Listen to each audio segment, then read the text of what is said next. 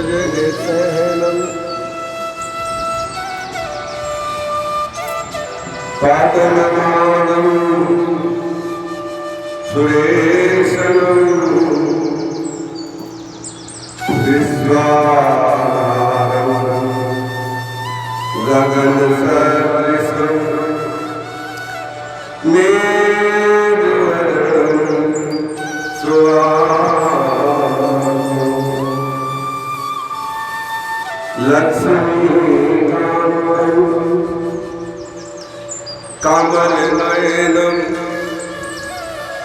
योगनिद्रा निगम्यं वन्दे विष्णुं भवभयहरणं सर्वे लोके सनातनं मूकं करोति वाचालं पंगुर्लंघयते गिरं यतं कृपा तमं वन्दे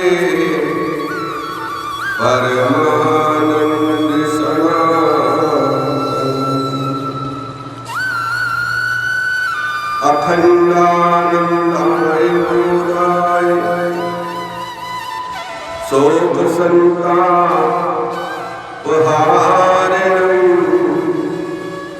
सच्चिदानंद रूप रसाय गोविंदाय नमो गोविंदाय नमो।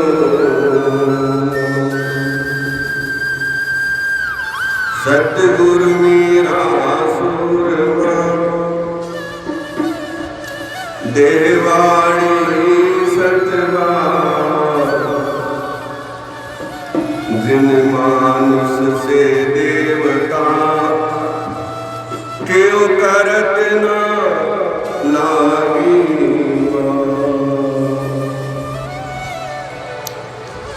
तीन लोक नव खंड में गुरु से बड़ो न कोई करता करे न कर सके जो गुरु करे बलिहारी गुरु आपनी देवाणी सतवा जिन मानुष से देवता क्यों करत न लागी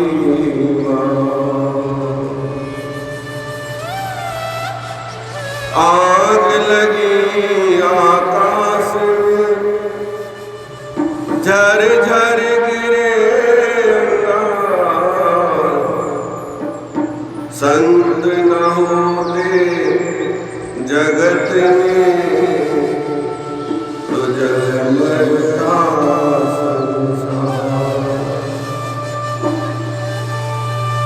बोले सतगुरुदेव महाराज की, आनंद कंद भगवान की, उमापति महादेव की जय, पवन सुत हनुमान महाराज की जय। जय श्री राधे जय जय श्री राधे जय जय श्री राधे श्याम।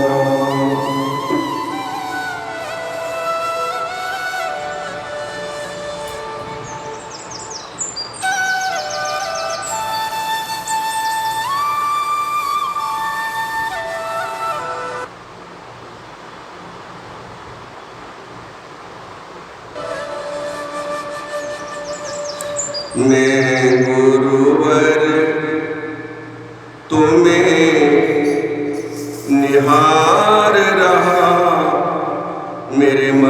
का सकल विकार हरो।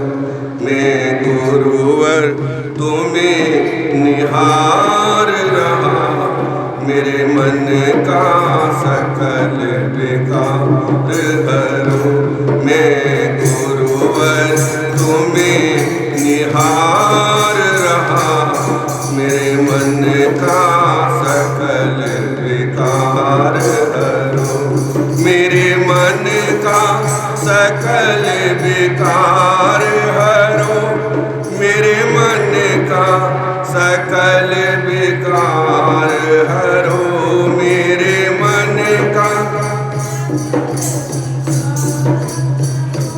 मेरे मन का सकल विकार हरो।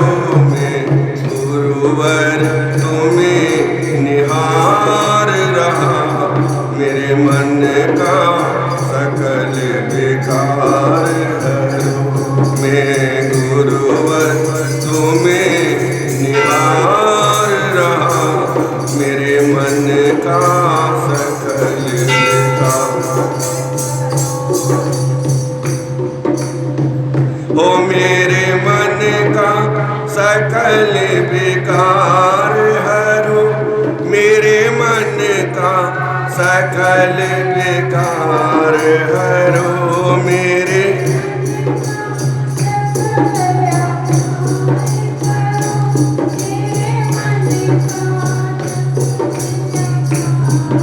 हरो ज्ञान प्रकाश भरो पुर में, और दूर घोर अंधकार करो। और ज्ञान प्रकाश भरो पुर में, और दूर घोर अंधकार करो। मैं गुरुवर तुम्हें निहार रहा, मेरे मन का सकल विकार।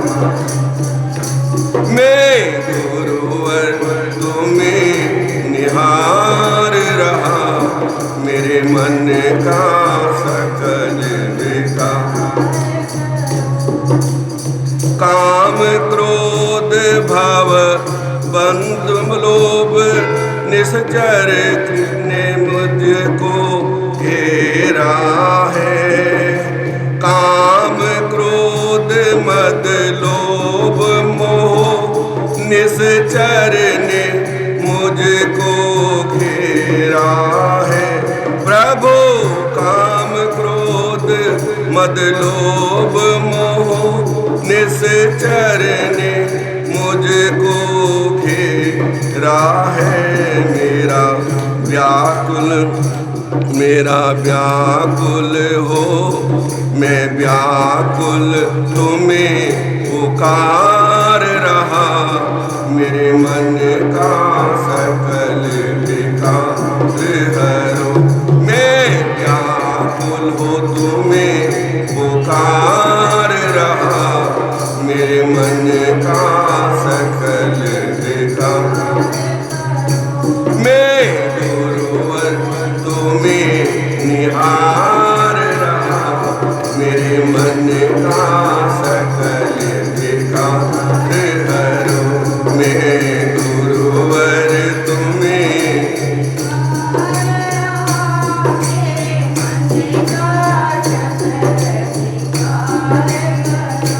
मेरे मन का सकल विकार हरो। मेरे मन का सकल विकार हरो। मेरे मन का मेरे मन का मैं गुरुवर तुम्हें निहार रहा, मेरे मन का सकल। मैं गुरुवर तुम्हें निहार रहा, मेरे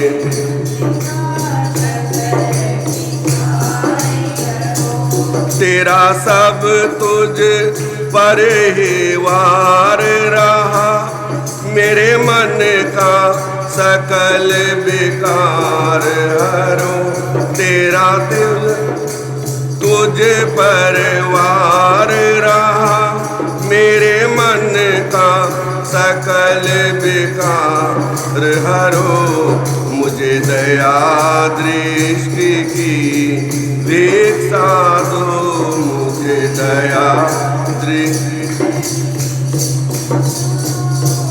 मुझे दया दृष्टि की भिक्षा दो, इतना पूर्ण कर इच्छा दो, मुझे दया दृष्टि की भिक्षा दो, इतनी पूरी मेरी इच्छा हो, मैं गुरुवर तुम्हें निहार रहा, मेरे मन का सकल विकार हरो, मैं गुरुवर तुम्हें निहार रहा, मेरे मन का सकल विकार, मेरे मन का सकल विकार हरो, मेरे मन का सकल मेरे मन का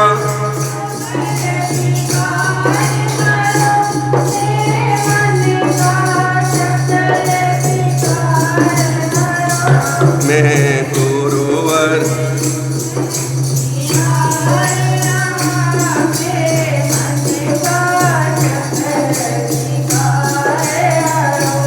मैं गुरुवर तुम्हें निहार रहा, मेरे मन का पतितों ने लिया सहारा है, तब मैं पतितों ने लिया सहारा है, तब तुमने उन्हें उभारा है, पतितों ने लिया सहारा है, तब तुमने उन्हें उभारा है, पतितों ने तब तूने उन्हें उभारा है, बस यही प्रकाश विचार रहा, बस यही प्रकाश विचार रहा, मेरे मन का सकल विकार हरो, बस यही प्रकाश विचार रहा, मेरे मन का सकल विकार, मैं गुरुवर तुम्हें निहार रहा, मेरे मन का सकल, मेरे मन का सकल विकार हरो, प्रभु मन का सकल विकार हरो, मेरे मन का प्रभु मन का सकल विकार हरो, मैं गुरुवर तुम्हें निहार रहा, मेरे मन का सकल विकार हरो, मैं गुरुवर तुम्हें निहार रहा, मेरे मन का सकल विकार हरो। बोले सद्गुरुदेव महाराज की, आनंद कंद भगवान की जय। जय श्री राधे, जय जय श्री राधे, जय जय श्री राधे श्याम। समर्पित भाव, राधे बोलने से हमारे पापों का विनाश हो जाता है, जैसे ताड़ी बजाने से सभी दुर्गुण दूर हो जाते हैं और हाथ उठाने से हम भगवान के समर्पित हो गए हैं। प्रभु, हम आपके शरण में आए हैं और हमने अपना सब कुछ आपके चरणों में 2 घंटे के लिए सही समर्पित कर दिया है। उसके बाद में देखा जाएगा जो, ठीक है ना? 2 घंटे के लिए हम आपके चरणों में समर्पित हो गए हैं। 1 घंटा, 2 घंटा, एक नहीं आधी घड़ी, आधे में पुण्याद और तुलसी संगत संतों की कटे को किया पड़ा। जितना भी समय मिला उतना ही सही। प्रभु ने कहा कि एक क्षण भी बहुत है, एक क्षण भी यदि हमारा ध्यान उस परम प्रकाश में लग जाए, उस ज्योति बिंदु में लग जाए जो हमारे अंदर है, तो हम जीवन मरण से मुक्त हो जाएंगे। एक क्षण, लेकिन ये मन टिकता ही नहीं, फिसल जाता। तब टिकेगा जब प्रभु का नाम हमारे हृदय में होगा और समर्पित भाव अपने प्रभु, अपने सद्गुरु भगवान के चरणों में होगा। उनकी कृपा दृष्टि होगी तो मन स्थिर हो जाएगा और स्थिर हो जाएगा तो हमें उस परमात्मा का दर्शन हो जाएगा। ये ज्ञान है।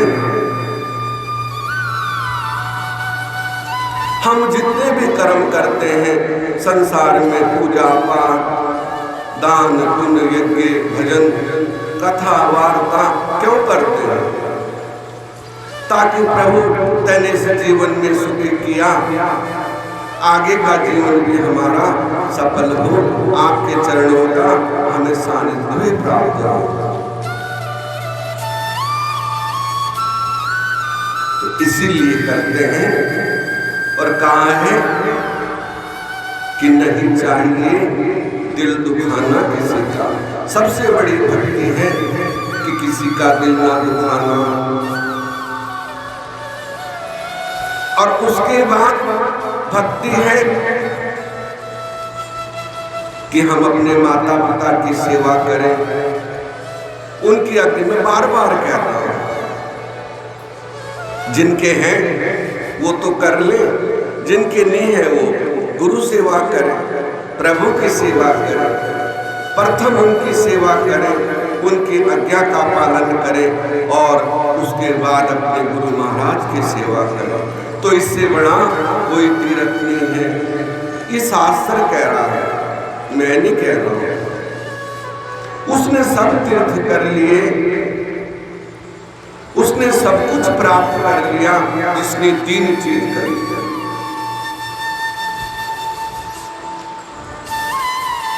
हम गए थे एक बार महाराष्ट्र में, हमारे बंटी जी भी साथ थे और मैंने किसी वो स्थान दिखाया जहाँ के भक्त अपने माता पिता के साथ, चलो ब्राह्मणों के अपने अपने वो है कि आजकल हर जगह पैसा है और वहां हम गए, हमने मत्था टेका। इसे वह स्थान दिखाया जहाँ पे वो भक्त अपने माता पिता की सेवा करता था और उसकी चर्चा इतनी हुई कि द्वारिका तक वो बात पहुंची। उस समय त्रेता युग की बात है।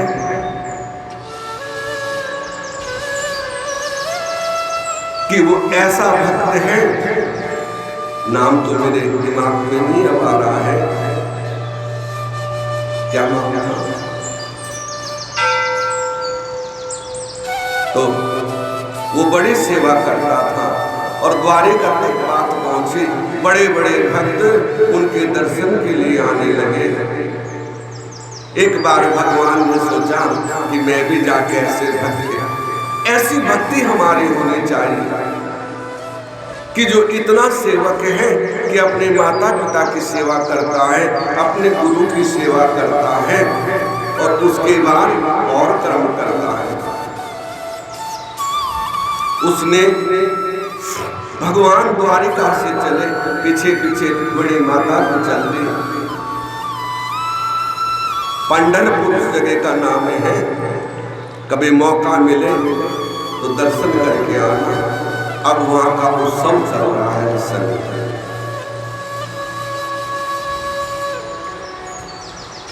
और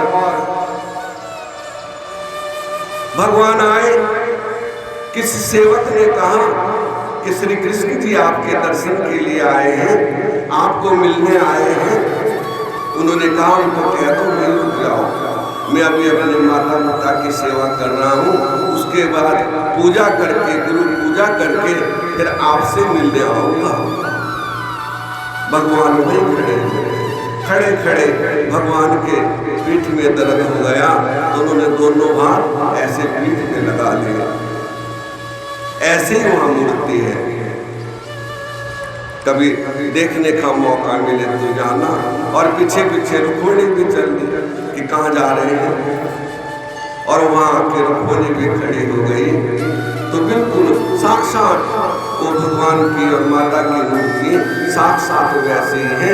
उन्होंने सेवा करके, पूजा करके, गुरु प्रसाद लेके तब भगवान का दर्शन किया और भगवान उनसे मिले। और उस स्थान का नाम पंढरपुर पड़ा, विठल भगवान के नाम से वो पंढरपुर जगह है और वो विठल के नाम से भगवान वहां पे विराजमान हो। तो सेवा ऐसे है,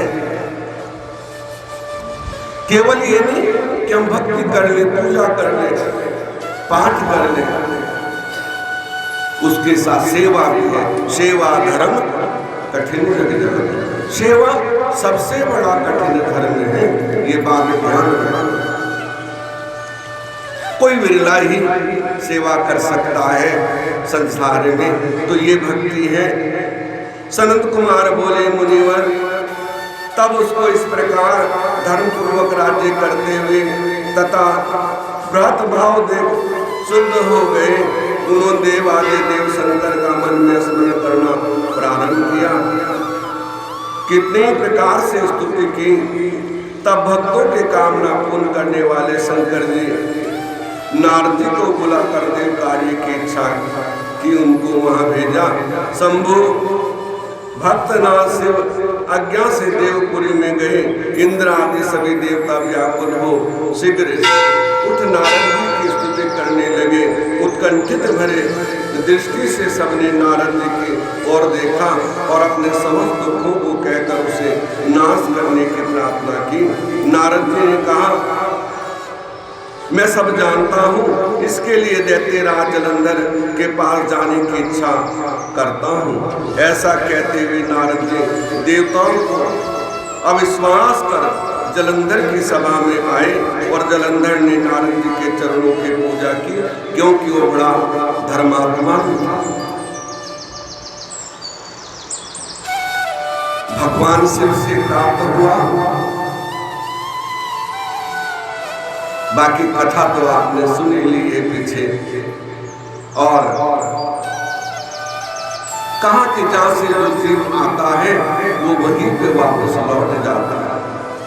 संसार का कार्य अपना रोल समाप्त करके वो वहीं पे पहुंच जाता है। जलंधर ने बड़े आदर भाव से नारद जी की पूजा की, उनका सत्कार किया।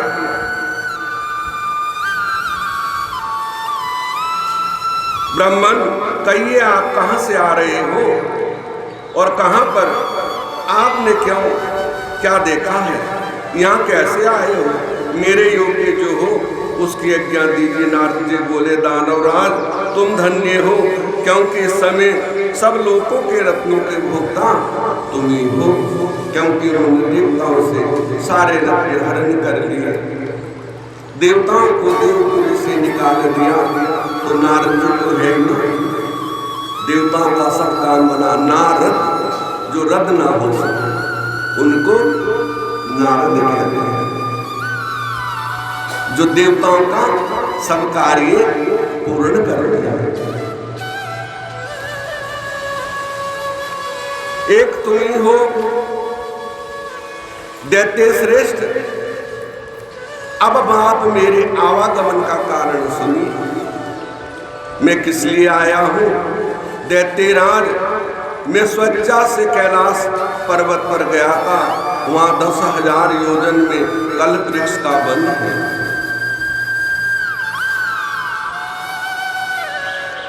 और जहां कल्प वृक्ष होता है वहां अष्ट सिद्धि नवनिधि सब कुछ होती है। 10,000 योजन में कल्प वृक्ष है।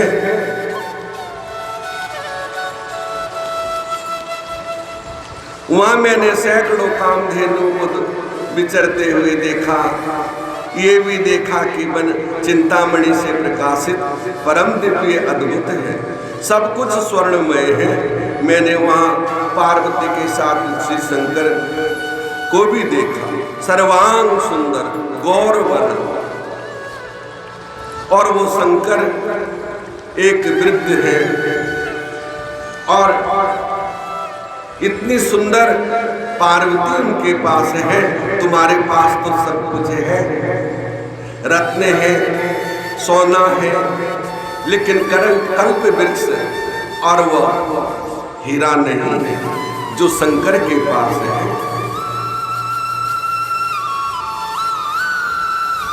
कहा अच्छा ऐसा है।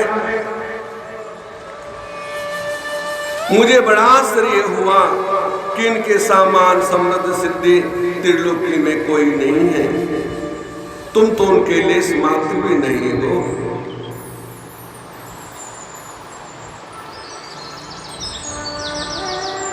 दैत्येंद्र, उस समय मुझे तुम्हारी ही समृद्धि का स्मरण हो आया और उसे देखने की इच्छा से यहां पहुंच गया। क्योंकि नारद जी तो आग लगाते थे, कहीं भी जाके भड़का देते थे और एक दूसरे की लड़ाई करवा देते थे।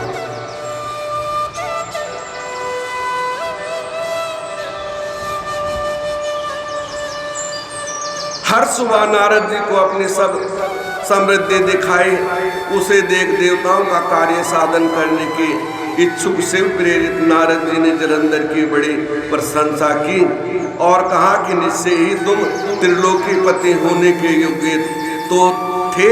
तुम्हारे लिए ऐसा होना कोई विचित्र बात नहीं है। ऐरावत तुम्हारे पास है, उच्च सरवा घोड़ा है तुम्हारे पास है, कल्प वृक्ष कुबेर की निधि तुम्हारे घर में, फिर मणियों और रत्नों के ढेर हैं तुम्हारे यहाँ लगे हुए हैं। ब्रह्मा जी का हंस युक्त विमान भी तुम्हारे पास है। ऐसी कोई वस्तु नहीं जो तुम्हारे पास ना हो।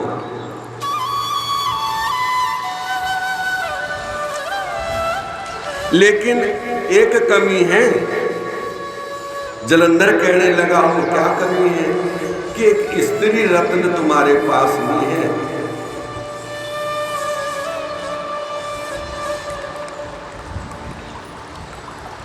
उसकी कमी है। तुम कोई स्त्री रत्न ग्रहण करो। सनंद कुमार जी कहते हैं नारद जी के वचन सुनकर दैत्यराज काम से व्याकुल हो गया। उसने नारद जी को प्रणाम कर पूछा कि ऐसी स्त्री कहाँ मिलेगी जो सब रत्नों में श्रेष्ठ हो? यदि ऐसा हो जाए तो रत्न नहीं मिले तो आपकी आज्ञा से मैं उसे अवश्य लाऊंगा। नारद जी बोले,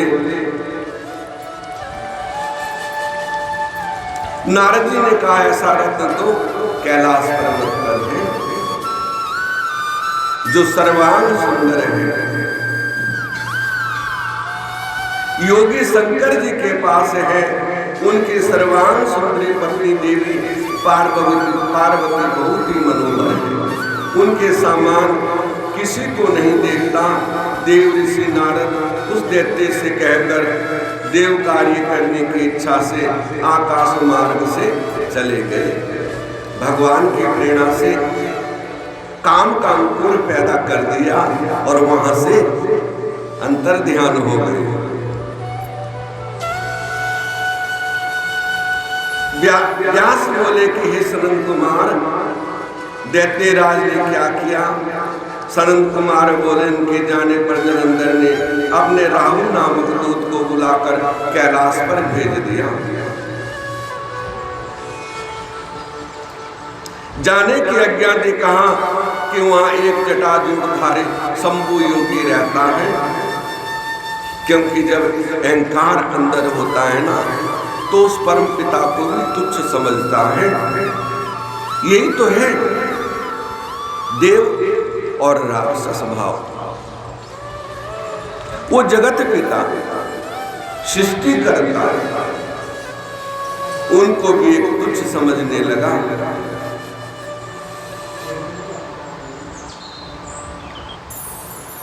उनके पास एक सुंदर भार्या को मेरे लिए मांग के लाओ।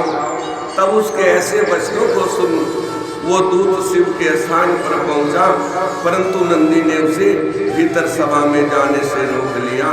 किंतु वो अपनी उग्रता से शिव की सभा में चला गया और शिव के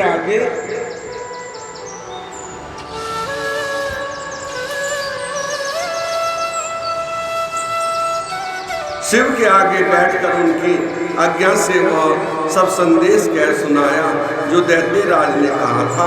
फिर तो उस राहु नामक दूत ने ऐसा कहते ही भगवान शूलपाणी के आगे पृथ्वी तोड़कर एक भयंकर शब्द वाला पुरुष प्रकट हो गया, जिसका सिंह के समान मुख और मानो दूसरा नरसिंह भी था। राहु को खाने चला। राहु बड़े जोर से भागा, परंतु उस पुरुष ने उसे पकड़ लिया। वो प्रार्थना करने लगा कि हे शिव, मैं तो दूत हूँ और दूत का वध करना उचित नहीं होता।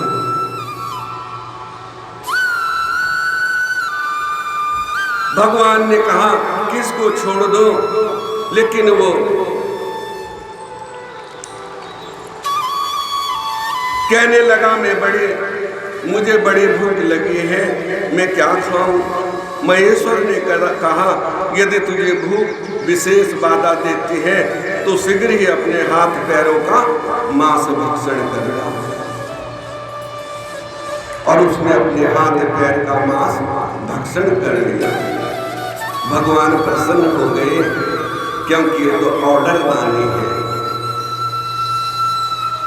भोले भाले क्या है? भोले भाले, भक्तों के लिए भोले और दुष्टों के लिए भाले। भोले भगवान बड़े प्रसन्न हुए। उन्होंने कहा जा मैं तुझे, क्योंकि जो आज्ञा का पालन करता है कोई भी हो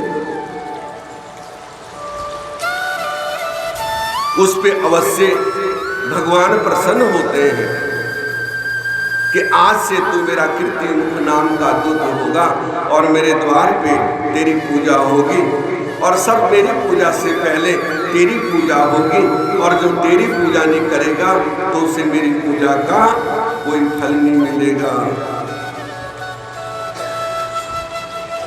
ठीक है ना? तो कौन कौन करते हैं कीर्ति मुख की पूजा? आप मंदिर आते हो, कौन कौन करते हैं? बोलो।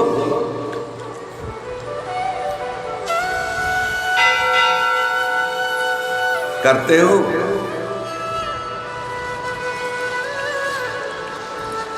जब मंदिर आते हैं, मैं बार बार सुनाता हूं, सबसे पहले द्वार पे जल का छिंटा देना चाहिए भगवान के। ओम कीर्ति मुखाय नमः, इतना ही बोलना है। उसके बाद अंदर प्रवेश करो तो भगवान हमारी भक्ति का फल अवश्य प्रदान करते हैं, क्योंकि हम भक्ति तो करते हैं लेकिन बस जल्दीबाजी अरे भगवान तो भोले हैं, जल का चिंटा द्वार पे दे दो, एक लोटा जल का भगवान पे चढ़ा दो, बस हो गई पूजा।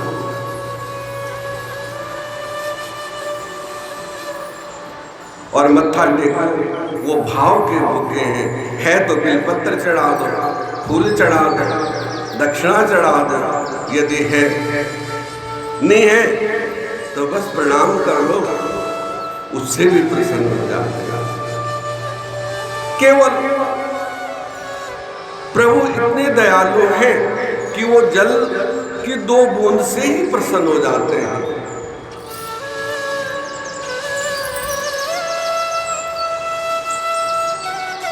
मेरे प्रभु ऐसे ऑर्डर दानी हैं, लेकिन है तो सोसाण उपचार पूजा करो, ईख के रस से अभिषेक करो, मौसमी के रस से अभिषेक करो, दूध दही घी शहद जितना भी विधान तो ये बताया कि 5-5 सेर होना चाहिए और उससे अधिक भी बताया है। और नहीं है तो जल चढ़ा दो, भाव से जल अर्पण कर दो, वो भी नहीं है तो बस उसका ध्यान कर लो, मन प्रसन्न हो, तन प्रसन्न हो, किसी के प्रति कोई द्वेष भावना ना हो, तो उससे प्रभु अवश्य प्रसन्न होते हैं। और भगवान ने वो द्वार पे स्थापित हो गए, तो कल से जो माताएं मंदिर आएंगी तो सबसे पहले ये कार्य करना है। ये नहीं कि लोटा भर के दोनों दरवाजे पे चढ़ा दो। अभी तो काम चल रहा है और कोई फिसल के गिर जाए तो तुम्हारी पूजा बहुत अच्छी सफल हो, ठीक है ना। एक बूंद जरूर, भगवान तो एक बूंद से ही प्रसन्न हो जाते हैं।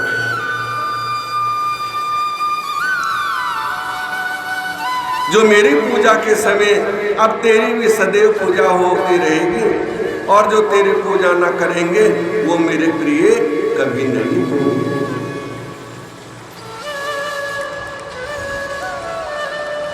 द्वार पर स्वामी कीर्तिमुख का नाम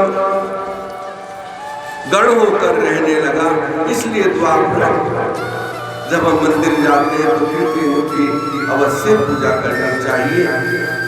ब्रह्मा जी बोले, हे सनत कुमार,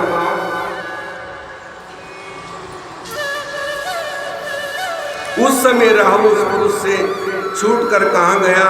सूर्य कहते तब अमित तेजस्वी व्यास जी उन महामुनि ने ऐसा पूछा तो सनत कुमार जी ने कहा कि उसके छूटने पर वो बर्बर नाम से विख्यात हो गया, और मानो अपना नया जन्म पाकर उसने अपनों को धन्य माना, तथा वो धीरे धीरे जलंधर के पास गया और वहां जाकर शंकर जी की सब चेष्टा सुना दी कि वो कोई साधारण नहीं है। जिनको तुम साधारण योगी समझते हो ना, वो साधारण नहीं है, वो तो साक्षात परमेश्वर हैं, जगदीश्वर हैं, संसार के रचयिता हैं। लेकिन जब मन में अहंकार होता है ना, तो कुछ भी दिखाई नहीं देता।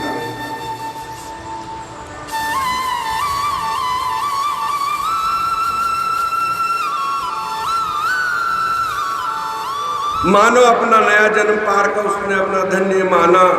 वो धीरे धीरे जलंधर के पास गया, सब चेष्टा सुना दी उसे। सुन दैत्य को बड़ा क्रोध आया और उसने सब दैत्यों की सेना सजाने की आज्ञा दी। काल ने शुंभ निशुंभ आदि महाबली दैत्यों को बुलाया, सभी को इकट्ठा किया और दैत्य करोड़ों की संख्या में निकल युद्ध के लिए। सहस युद्ध महाप्रतापी विदुपुत्र शिव जी से युद्ध करने के लिए निकला। उसके आगे महर्षि शुक्र चित्रबाहु। फिर उसी समय जलंधर का मुकुट खिसक कर पृथ्वी पर गिर पड़ा। आकाश में मेघ छा गए और बड़े अपशगुन हुए। इस इंद्रादिक सब देवताओं ने एक ही कैलाश पर शिव जी के पास पहुंचे और सब वृत्तांत कहा।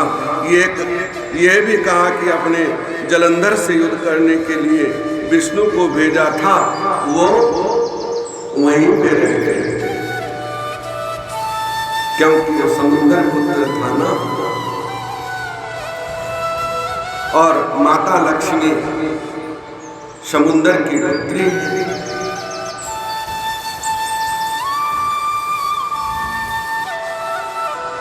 तो इसलिए वो वहीं पे रह गया। जलंधर लक्ष्मी से ही जलंधर के अधीन हो गए, उसके घर में निवास करते हैं। इस कारण अब देवताओं को भी वहां रहना पड़ा। अंत में आप उसे मारकर हम सबकी रक्षा कीजिए। देवताओं को ये सुन शंकर जी ने विष्णु को बुलाया। विष्णु जी शीघ्र उपस्थित हुए। तब शिव जी ने विष्णु से पूछा, ऋषिकेश, युद्ध में अपने जलंधर का श्रृंगार क्यों नहीं किया? बैकुंठ छोड़कर आप उनके घर में कैसे चले गए? विष्णु जी ने कहा कि प्रभु, वो आपसे पैदा हुआ है और आपके हाथ से उसकी मृत्यु होगी। और मुझे लक्ष्मी जी ने कह दिया था कि वो मेरा भ्राता है, युद्ध तो आप करो लेकिन उसे मारना मत। तो मैं कैसे उसे मार सकता हूँ? भगवान शंकर ने ऐसा कहा। सब देवता संदेह रहित हुए, अपने स्थान को गए। इसी समय जलंधर अपनी विशाल सेना के साथ पर्वत के समीप कैलाश को घेर सिंहनाद करने लगा। दैत्यों ने नाद और कलाल हो शिव जी से हो गया। उन्होंने अपनी नंदी आदि गणों के उसके युद्ध करने की आज्ञा दी। कैलाश के समीप भीषण युद्ध होने लगा। दैत्यों के आचार्य शुक्र जी अपनी मृतक संजीवनी विद्या से सब दैत्यों को जिलाने लगे। ये देख शिव जी के गण व्याकुल हो गए। जाकर शुक्राचार्य को यह बात कह सुनाई। उसे सुनकर भगवान रुद्र क्रोधित हुए और बड़ा संग्राम हुआ।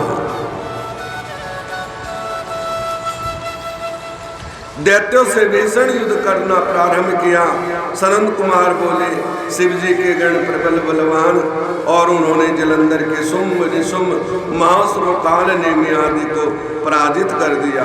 ये देख सागर पुत्र जलंधर एक विशाल रथ पर, जिस पर लंबी पताका लगी हुई थी, चढ़कर युद्ध भूमि में आकर घोर गर्जना करने लगे और भगवान के साथ युद्ध हुआ। युद्ध करते करते अनेक राक्षसों का वध हो गया।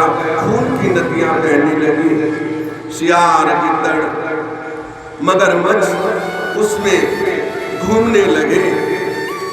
इतना खून बहा।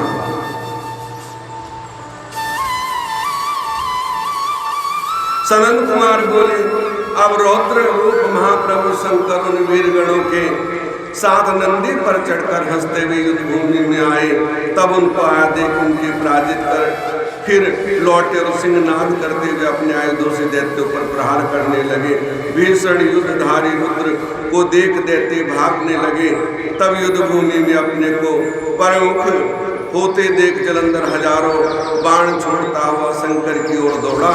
इतने में शंकर जी ने जलंधर के सब बाण जालों को काट अपने अन्य बाणों की आंधी से दैत्यों को अपने परस में डाला। बलाक का भी सिर काट दिया, घसमास को मारा और किसी ने शिव जी के बैल ने मारा और बहुत से उनके बाणों से मार डाले गए। देख जलंधर अपने शुंभ निशुंभ दैत्यों को धिक्कारने और भयभीत हो धैर्य देने लगा, पर किसी प्रकार भी उनके भय ग्रस्त दैत्य युद्ध को ना जाते देख सेना से चलाए मान हो गए।